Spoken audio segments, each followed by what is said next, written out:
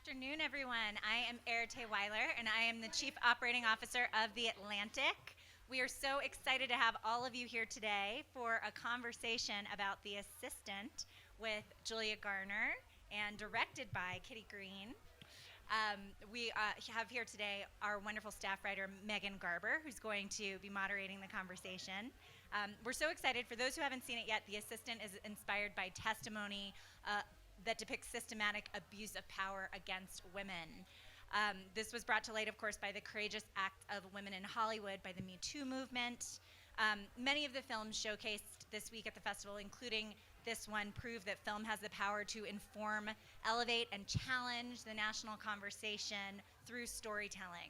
That's the very same thing that The Atlantic has been doing for the last 162 years for our readers, and that's why we're so particularly proud to be a partner for the festival for the second year in a row. So a big thank you to the Sundance Institute for having us here, and a huge thank you to Canada Goose for hosting us in the space today.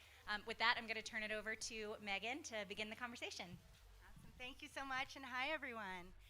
So I wanted to start with what I think is a fitting coincidence of the timing of this conversation, which is we are having this conversation as Harvey Weinstein's criminal trial is having its start in New York. And to be clear, I do not want to have this conversation about Harvey Weinstein because the whole point of the movie is we should not be doing that. But I did want to emphasize the themes that actually might have overlap with the trial and the film in terms of who is centered in conversations and stories and who is not, whose perspectives are considered valuable and worthy and whose are not. And I think those questions, in a strange way, are being litigated in New York City in a courtroom right now.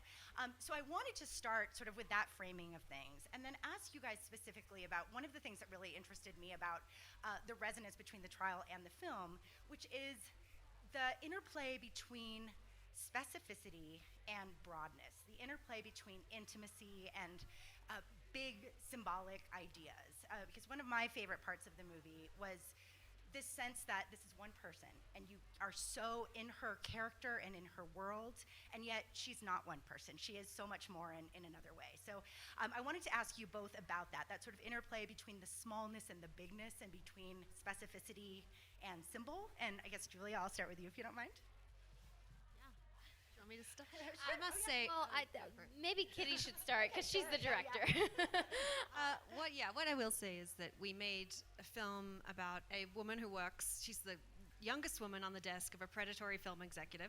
So it's not like her boss is never seen. He's sort of heard on the phone.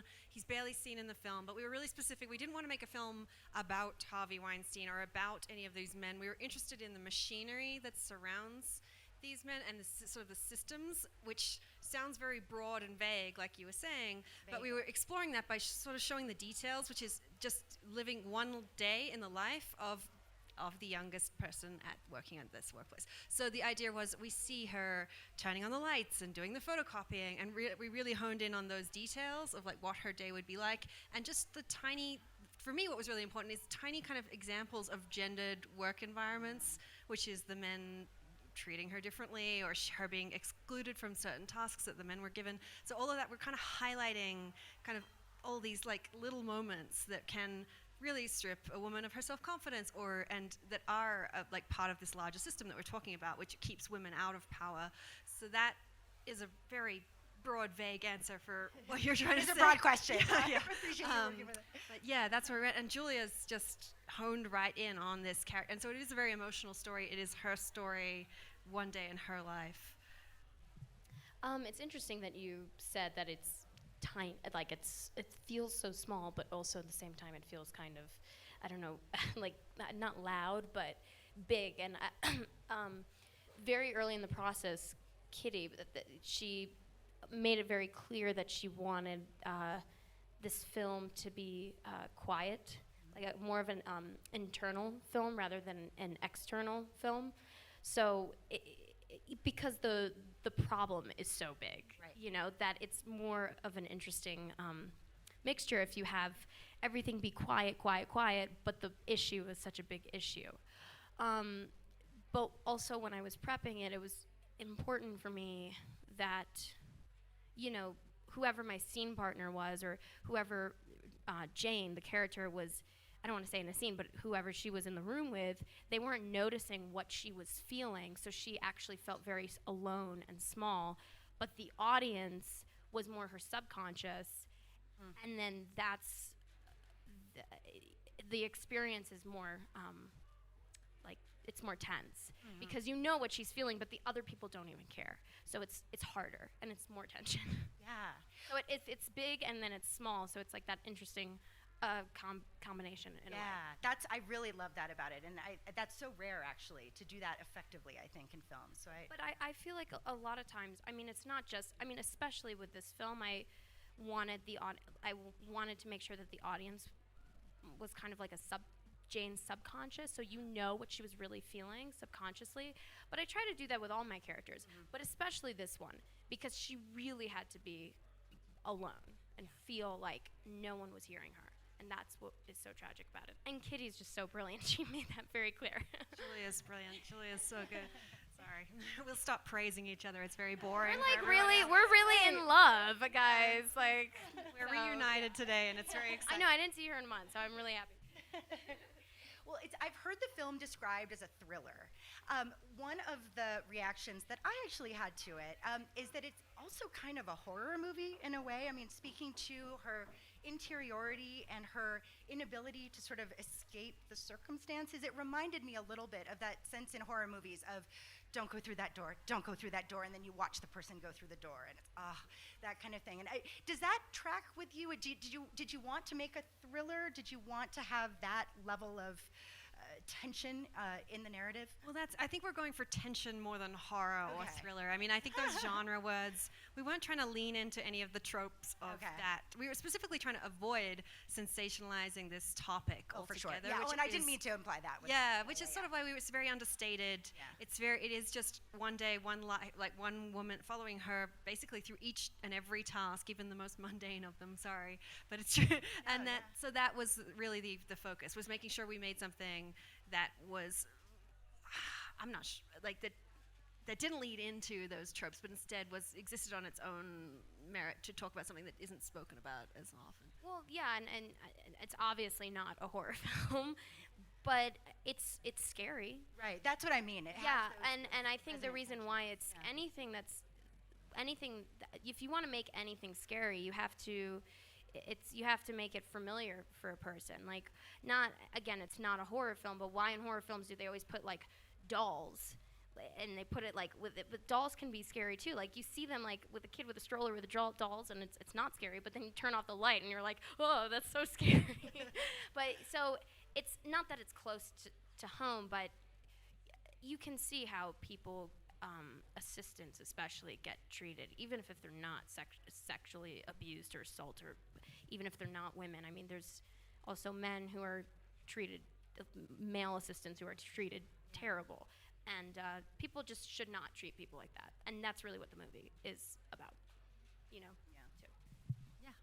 Yeah, no, the tension, I mean, it's so much of it is in Julia's face. It's so close up. Amazing. And she holds so much kind of, tension in just everything she's doing and as she's going about her day. So that was, for me as a director, it was such a blessing to have such a phenomenal actor. I can just throw the camera on her and leave it there for, forever. And she's just, amazingly expressive and fabulous. That's it.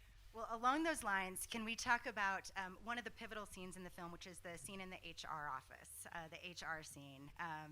And how did you together kind of think about that scene? What were you wanting to evoke with it? Should I describe it, or would one of you want to describe it? There's basically a moment where Jane kind of has seen all that she can, essentially, and goes to an HR person who she thinks will be on her side, and tells him what she's observed in this office, which includes a lot of very terrible things. And you slowly see through the scene her realizing that this person is not on her side. And the HR person is played by Matthew McFadden, who's wonderful in it. And it's just this moment of realizing the depth of the problem, the systemic rot at the heart of the film. So, and I would love to hear you guys just talk in detail about making that scene. I mean, it was a 12-page scene. Yeah.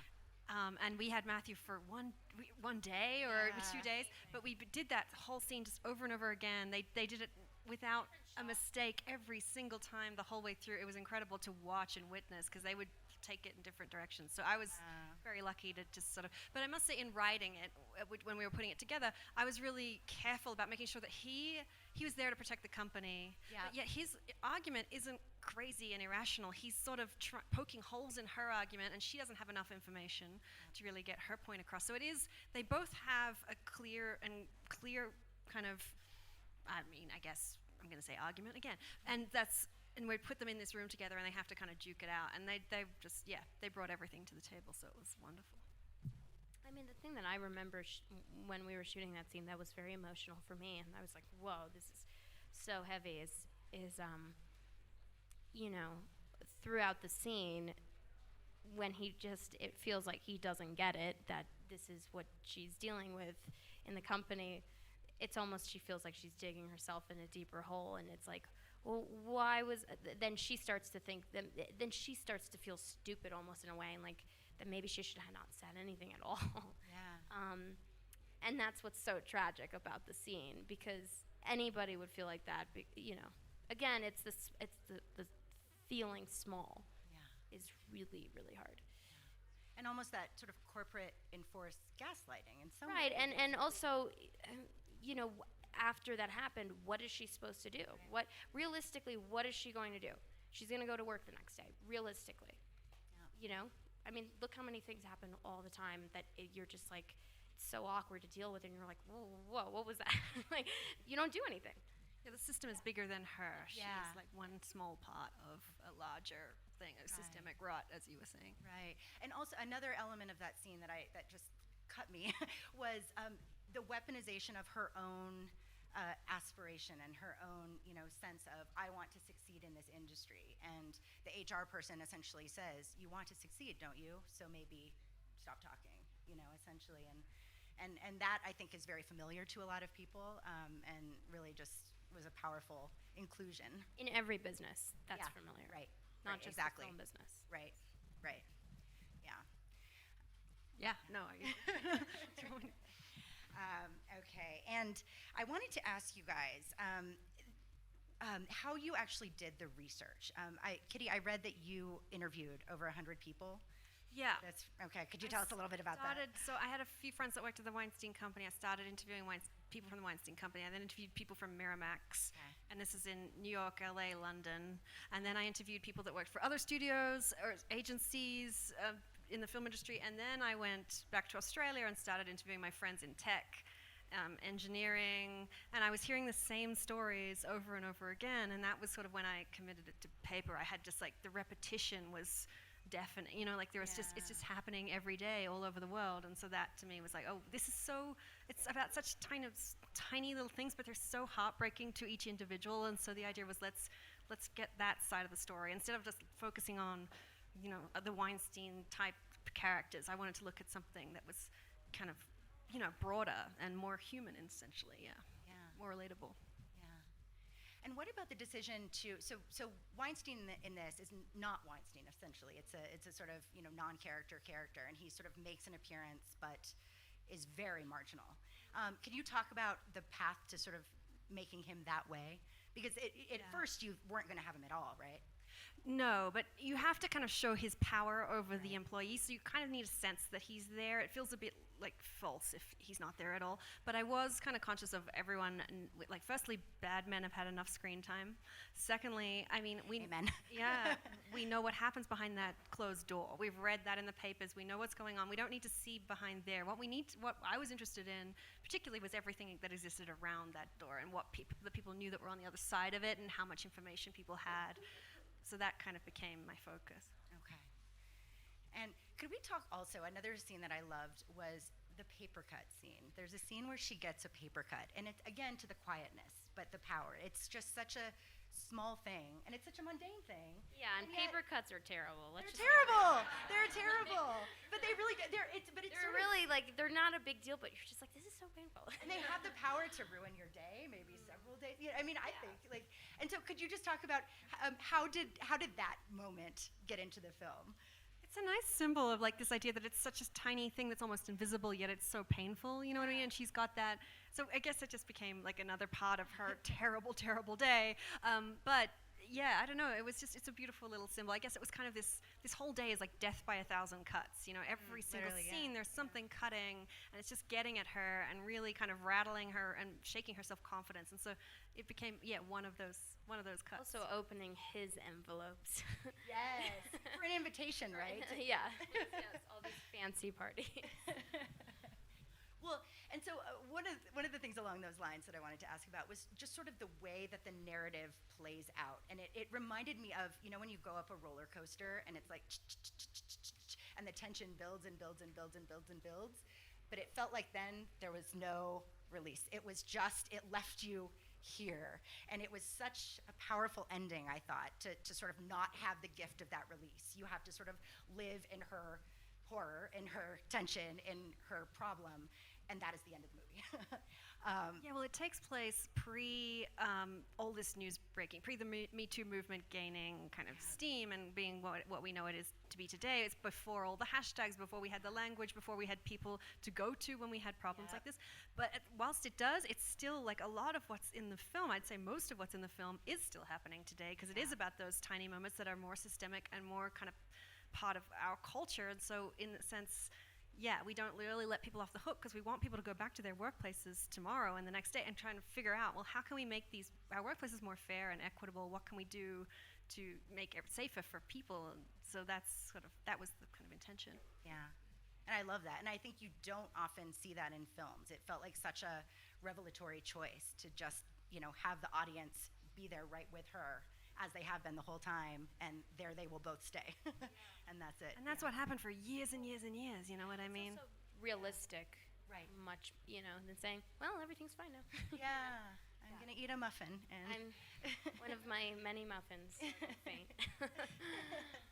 And along those lines, what about the idea to include her parents as sort of, you know, side characters? It's funny, I had a young girl come up to me and goes, oh, she's so not cool. She's always chatting to her parents and not to her friends. But I used to just call my parents all the time. So I just... Who is this girl? I don't know. She's cooler than us.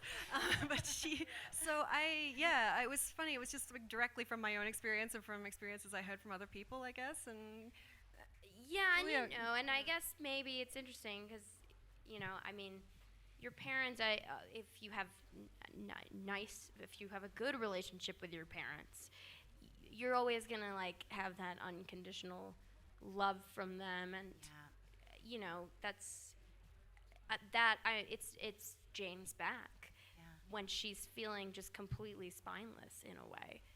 So that's probably why she calls him every 5 minutes. I'd also say they're so proud of her, and the heartbreaking thing is they don't know what she's going through, and I think she struggles to tell them exactly what's going on, because how do you tell your parents who are so beaming with pride over the fact that their daughter's got this amazing job, this amazing opportunity? So like that kind of tension was part of it as well. Yeah, and everyone seems to acknowledge that there's an element of punishment for, you know, having this job, right? We know it's hard work, honey. We know that, you know. But everybody wanted to work at a place. Yeah, no, exactly.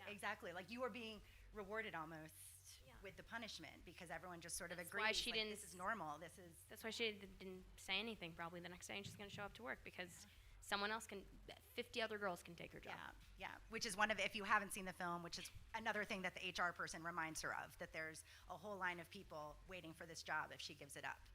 So yeah. Let's talk about this in relation to documentaries. I read somewhere that this actually began life in a way as a documentary. Is that accurate? Not really, no. I mean, I was working on a consent in college campuses, but what I do, if you've seen any of my other films, is they're always like hybrid work. I've never made a straight documentary, so that's not my thing. So it always had like a different, I never knew what shape it would take, but this is sort of where it is. But it was documentary style research, I'd say, like in a way that we're interviewing people, chatting to them. It was really meticulous research, like it wasn't, you know, asking like, what kind of cereal did you eat in the morning, like that kind of thing. So that, I guess, lends itself into, and I come from doc stuff, so I've had a background in it, so. Was there anything in the interviews that really surprised you, that people told you that seemed like, whoa, I didn't think of it that way? Honestly, I was trying to avoid the extraordinary. What I was interested in, the ordinary, the things that came up again and again that everyone could relate to. If anything was too crazy, like helicopters coming down, or I was thinking, oh, I don't know if I really want to, like, that would make sense to somebody who works in banking, or you know what I mean. So we did try and make sure that the Jane story is like universal and one that most young women who were in the workforce and young men could relate to. So yeah. So there was cool stories, but they didn't make the cut. And do you think of her as a composite character? Yeah, definitely. Okay. I mean, she is a mix of everything, and she's also a mix of my own experiences. Yeah. And Julia and I worked a lot on the character and who she was and what her motivations were, so that kind of is all fused together to create Jane. Okay. It was great. We had a lot of, prep time. That's for awesome. it. And it's because I started in movies, and they have prep time, and TV they don't have so much prep time. So going back doing a movie again after TV, which I love doing TV, but for completely different reasons. But it was really nice having that prep time with Kitty and just getting to talk about the character, and especially we prepped a lot with the HR scene. You know, that is the movie in a way. Yeah. I mean, there's the whole movie is the movie, but that scene is so important. Yeah. And it feels like the low, sort of, if the tension, it feels like the drop, but then you get right back up to the tension and go from there. Yeah. Yeah, because she's collapsing, like she's about to explode. That's why she goes, Yeah. And can we, along those lines, talk about the clothing, the costumes? Because I just found it fascinating the way, because I think of when she goes back to work after that scene, she puts on her coat, she puts on her big parka, and puts on her, her scarf, and sort of cocoons herself. And I just thought that it was so interesting, the interplay between, what she was wearing in the office, what she was wearing outside, and all of that. From what I remember, I feel like the reason why I wore a pink turtleneck was because I wore a pink turtleneck to the meeting.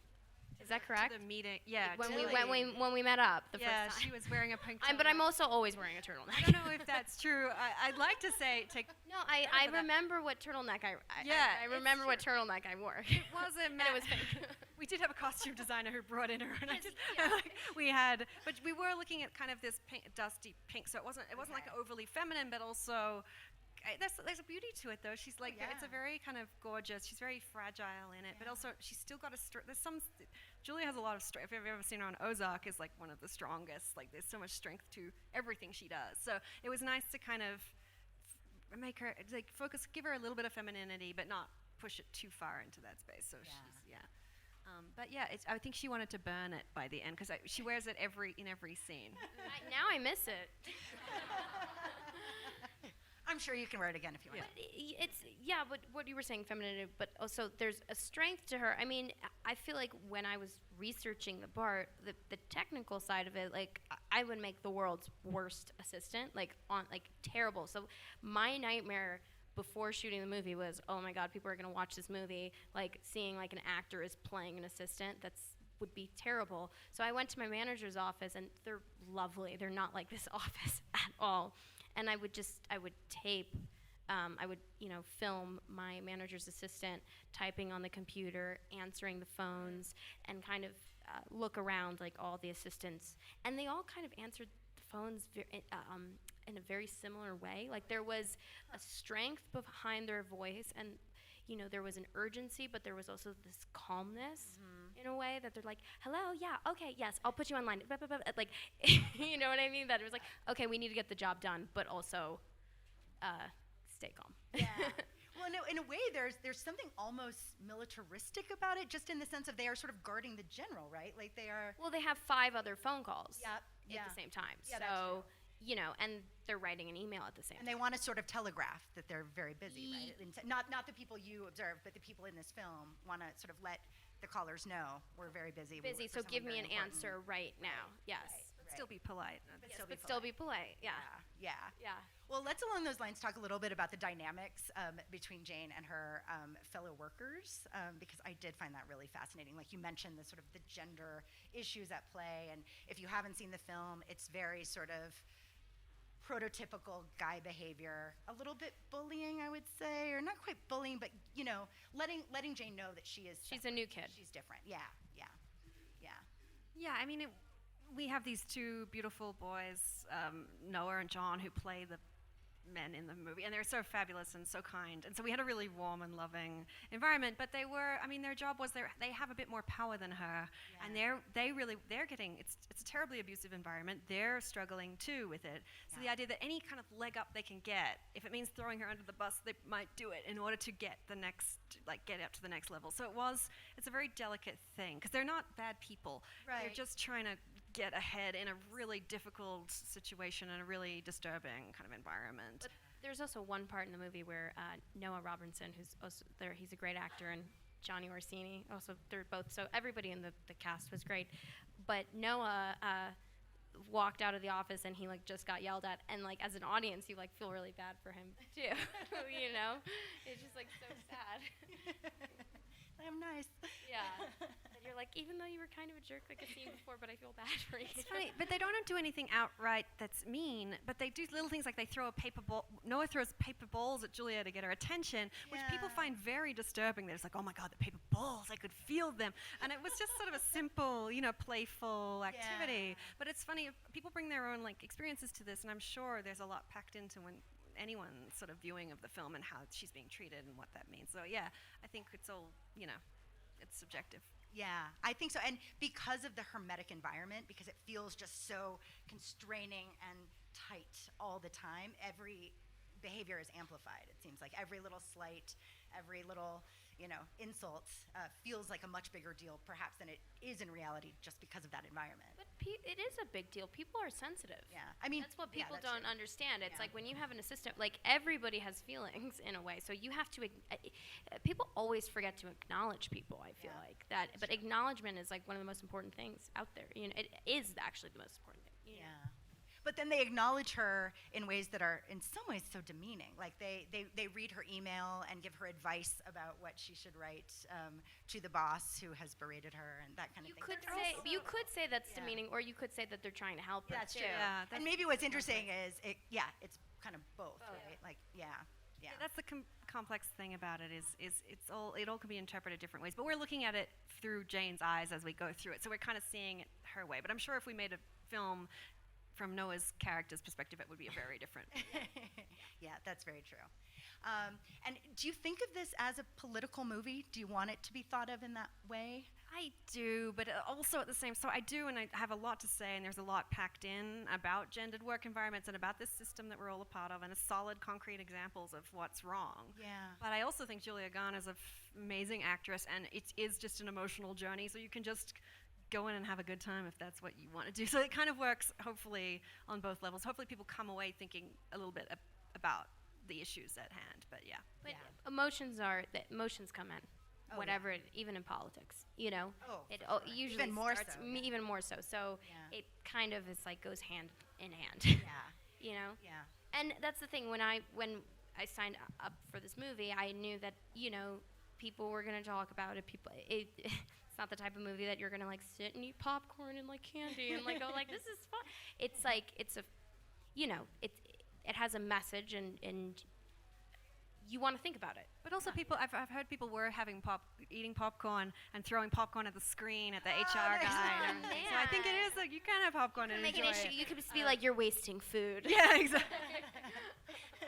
Well, that's the thing, because there are villains, right? And it's more subtle and it's more interesting because of that. But there definitely are villains that you can throw the popcorn at, and that's a nice catharsis to have. Yeah, I think if you've ever worked in an office environment, I'm sure you'll find a lot of things that you can throw popcorn at. Yes. I think. I also always feel that when art's successful, and to me, when it doesn't, not everybody has to love it, but you should be able to walk away from it and it should stick with you, and you should be able to talk about it. It should affect you. Yeah. So that's, to me, is successful. For what it's worth, I have not been able to stop thinking or talking about this film. Thank you so Really, much. for me, it was so successful on those levels, and I think I write a lot about these topics, and it really got to something in a way that I don't think any nonfiction that I've seen has quite been able to tap into, just through the power of fiction, which is amazing. So yeah, Her performance. and so much. I mean, just in your face. Yeah. You conveyed so much, and it was remarkable. Yeah. No, she's great. Sorry. It was very nerve-wracking doing it, though. I was I hope I'm not being repetitive. I'm just like, or whatever. I don't know. So subtle what you're doing there, and it's so powerful. So yeah, I agree. Well, that's the thing about a documentary. If it had been a documentary, it would have been people complaining, I guess, about, oh, this happened, that was bad. This happened, that was bad. This way, you get to kind of go through it with the person, be in their shoes, in the shoes of somebody you've often probably ignored in the office or haven't paid attention to. It's like, how about we center that person? How about it becomes her narrative, and we're forced to stay with her through all of the yucky stuff, the highs and lows for 90 minutes. So, yeah. That's what we're hoping that people are going to take away from this. I think so. And you're so much in her just all the time, and just from the very beginning of her day to the very end of her day, and it's the intimacy of it is really amazing, I think, to just have that connection, which is wonderful. Thank you. That means a lot to us. Oh, good. No, I'm glad. And I did want to ask you about, one criticism, if you don't mind, because I found this criticism I did not agree with it, but I found it fascinating, so I would love to hear your thoughts on it. This was from Variety.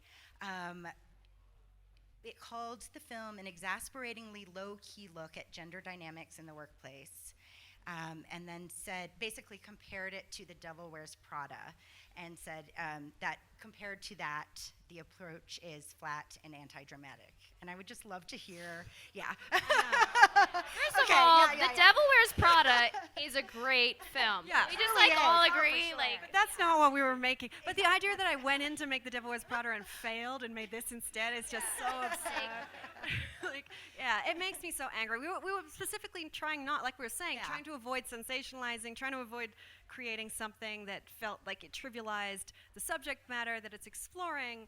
I don't know, that made me so there's also another line in that article where he said, wouldn't it be great if the character had a boyfriend that she could chat to? I didn't even, Yeah, and I was like, oh my God. Yeah, I mean, that it was... I don't read any. Sorry, I'm sorry. And I'm sorry to bring it here. I figured you guys might have thoughts on it, and I really wanted to hear your reaction. But it's like what I'm saying. Like, not everybody's gonna have an opinion. So, That's true. You put yourself out there. Like, what are you expecting? Yeah. Especially in this industry. I also think when genres are blent in such an interesting way, that people might not get it. People might have one idea of one particular genre in mind and not see the nuance and subtlety. So that could be part of it as well. I think he wanted the rape scene. It sounds to me like the idea that he wanted something more it's like, no, we're exploring something like more complex and more nuanced, and you've just missed all that because you were waiting for something that we were never going to give you. And you know what I mean? I don't know, that might not be his intention, and I can't say it, but it does feel like what they're asking for is something a little more dramatic. Right. And I think that's exactly what we weren't, not dramatic. I mean, the film is dramatic, but something more, sensational and exploiting in a way. Yeah, exactly. I think, but also that's what I loved about the script was, I just love when things are kind of ambiguous, and I feel like things are more scary and terrifying when you don't fully see it and you have to imagine it in a way. Yeah. I'm just trying to think of a film, like a perfect example. I mean, Drive. Remember when they had in the elevator and it was just on Carey Mulligan's face, and you heard the cracking, but you didn't see anything. That's more powerful because you're just imagining it. So you don't have to see a rape scene. Like, we know what's gonna happen. Yeah, it's the kind of movie that, you can have a couple of people like that just don't get it, and then you can have people that grab you and just are so affected by it. So it just, I think that happens with most films, but maybe this one even more so because of the issues that it's based around. Yeah, that makes sense. And it's so interesting that it feels like there's a symbolic shift happening where, in the past, the sort of canonical example of sexual violence was a violent rape, by someone you didn't know. But, there were these very sort of specific ideas about what sexual violence was. And so much of Me Too has been about complicating that and making it much more about the emotional effect on someone, the psychological effect, and saying it doesn't have to be, violent in the stereotypical way for it to be a kind of violence. And I think that this film really captures that shift in such eloquent ways. So I appreciate it. That was the intention, is like, let's get to the bigger issues. This is a system that's left women hurt and sidelined for years and years and years, and what can we do to change that, and how can we highlight these kind of tiny little things that really can affect somebody but are often kind of ignored or dismissed as, oh, she's just, having a bad day. Right. So yeah, exactly. So thank you. Well, I think it is time to turn it over to you guys for questions. Okay, we've got someone in the back. Yep. Yay. I have not seen the film yet, but listening to you talk about this, I personally have lived through and escaped a couple like assistant positions with an emotionally abusive boss. And I'm curious, with the research you did and telling the story, were there any conclusions you came to of what individuals who are in those scenarios can do, but also what we can do, people who are now aware of this and want to change the way the system is? Because one thing I kind of concluded is that emotional abuse is it's not illegal and not necessarily newsworthy. So, and that's a really big problem in the entertainment industry. So what can we really do to change that part of it? I think we can look at, I mean, there's a lot of, we've actually partnered with the New York Women's Foundation, who are doing amazing work with women-led organizations all over the country, and so that's been exceptional. So there's resources out there, and there are people out there that are fighting this fight and are doing kind of incredible work. The other thing I'd point to, I mean, there are kind of things you can access if you're in those positions. I think Pay Up Hollywood is doing an incredible, the hashtag Pay Up Hollywood movement is trying to make sure that the assistants have fair and safer kind of work environments and work practices and better wages. So I think there's a lot of people out there that are fighting this fight, and we're just trying to kind of highlight just how tough these jobs can be. So I mean, yeah, I'll point to them and go, like, we've said enough. It's time to listen to all these incredible people out there who are doing really amazing work. So yeah, they're just a few, but there's so many people really, like, yeah. We're doing something with tomorrow with Ajahn Poo and the... Yes. So we're kind of like, there is, yeah, I would point to other people, really. That's my kind of thing. I think also people know when they're being dismissive towards somebody. It's not that, like, people know when they acknowledge someone. And like, people are aware. People are not, they're not that oblivious. Like, I mean, unless if someone really is. You know, if you're working with somebody all the time, you know, it's not that, I don't want to say it's not that difficult. It's not that hard to be kind. It isn't. It's actually easier, you know? That's it, the idea people kind of can watch the film. I've had a few bosses watch it, come out of it and say, oh God. Like, it took one person who's a filmmaker that I know took 3 weeks for them to reply to me after watching it. I knew I'd seen the Vimeo link, so I was like, why isn't they replying? And 3 weeks later, it said, sorry, I'm feeling so guilty because I have a few assistants who are doing a little too much for me right now. So there is this idea that hopefully it can shift people's thinking around how they're treating the people around them. So the more people we can get to go and see it and just start to think about those people that they employ, I mean, that will help, hopefully. So we're just trying to aid the conversation, really. That's the best we can do. Hi, I'm Alan Salkin. I work for LA Magazine. 2 questions. Why do you always wear turtlenecks? And you said it. And then also, I think I can almost imagine, I'm wondering if you would think about a version of this in which, like, Ruth was hired as a Hollywood assistant and the kind of Tarantino revenge fantasy against the Weinsteins. Oh my God. We can discuss the idea later. I'll answer your 2 wonderful questions. I wear turtlenecks in the winter because I get very cold, so that's easy. And then Ruth, I mean, she would quickly become the boss. And I don't know if Ruth would be the nicest boss. I mean, can you imagine Ruth, like, going to Me Too rally? That would be, that would be light. I don't know. I'm just... Yeah, that would be really funny, actually. Yeah, I don't know, but that's a great idea. There's the sequel, thank you.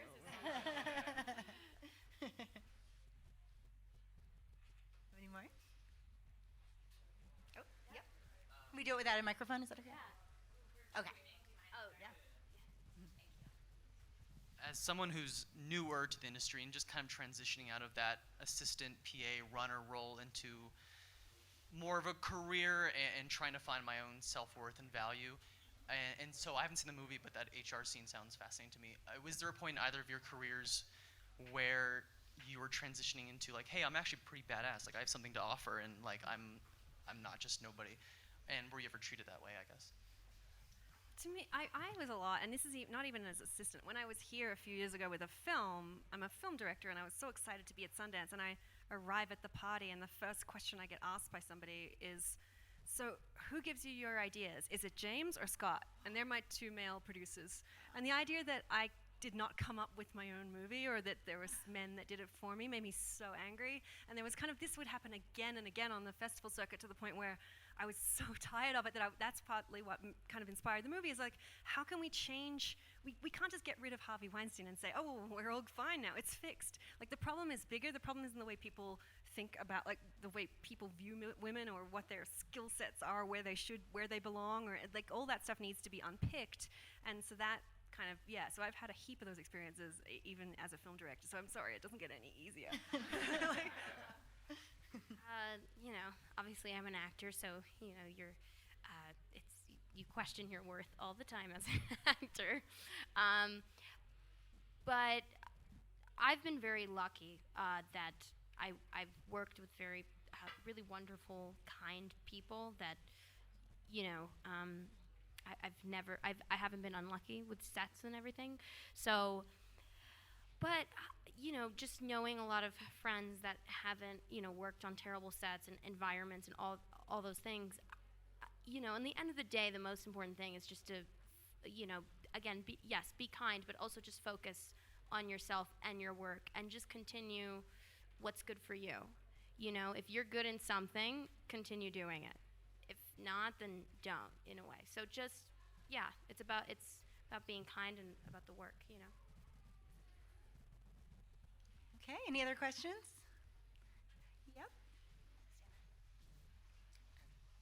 I'm Deborah French Fisher. I'm a writer-director, and I'm so interested in your research.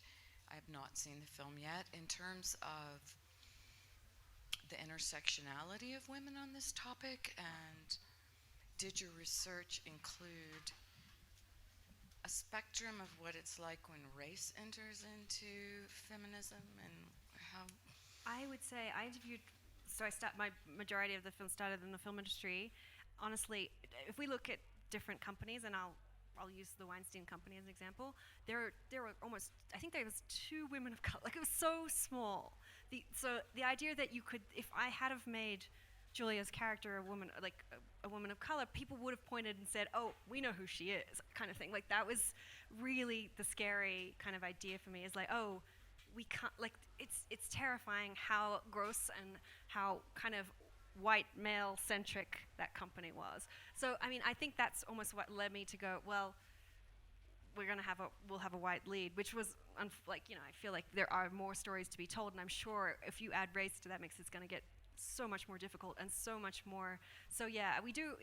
So there are a few women of color in the movie who come in who have different roles in the film, but it is, it's tough, and I'm hoping there are more movies. Like, the idea that this film can get up and get successful and people can see it when it's just about an office and a workplace and it's about gendered work environments, hopefully that inspires other people to get more movies up like this, and hopefully we can see more people's stories on screen and center those women who for so long were not the center of our kind of, we're not like leading the narrative. So that's what I have to say on that subject.